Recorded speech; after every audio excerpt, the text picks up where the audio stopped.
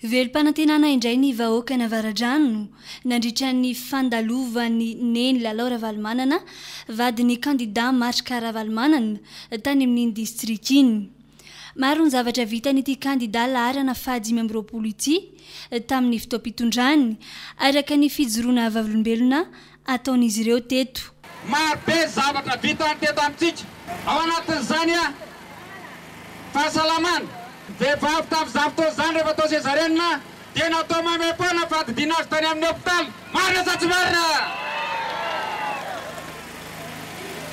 Tao anatin'izany fanabeazana dia namena an'ireny kit scolaire reny le tenian'ankizy entina mianatra tsisy fanavahana fanambonina ambany vita amin'ny président marika Ravalomanana antsika reky zany sorofoka mihitsy reny raha tsy 5 taona taty aoriana. Marina sa tsy marina? Président marika Ravalomanana dia manangana fa tsy mandrapa. Anavitra antsika izy tadidia tsara vazaha taty amin'ny fatra tavolon'ondry efa nisy olona nanan-karena tavolo balomaro anaka. Marina sa tsy marina?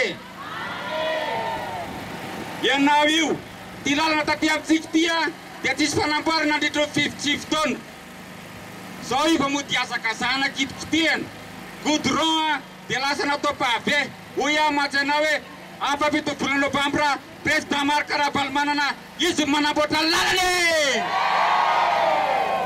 Ankoatra ny fiainona ny etaetan'ny vahoaka dia nampahafantarina azy ireo ihany koa ny mombamomba ny kandida marika Ravalomanana sy ny fandaharana asany.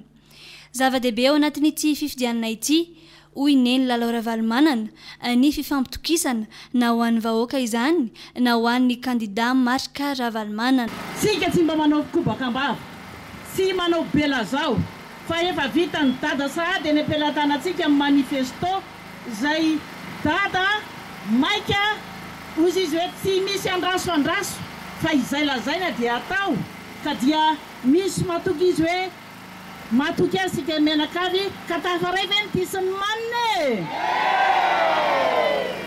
ary dia fantatro hoe lina sy dodinareo inona no ataontsika amin'ny 7 novambra ataovy miredareda ao apotsika aloha fitiava-tanin-drazana ampy zay ny jaliany vahoaka toy izao fa manana fahavononantsika hiasa hiaraka amin'ny dada ka izy ary ilay hotoanana firy ary ilay numéro. Mbola ahoto izanatr'andy ireo fampandrosoana efa nisy teto amin'ity distrika ity ary tsy atao ambanin-javatra ireo tena ilain'ny mponina andavanandro ho hiatrany ny fanomezan-toky. Mariana moa fa toerana efatra samihafa no notsidiany neny Lalao Ravalomanana androany teto amin'ny distrika ny Avaradrano dia ny tao Andriampamaky talatan'ny volon'ondry Anosy Avaratra ary Ankazondandy.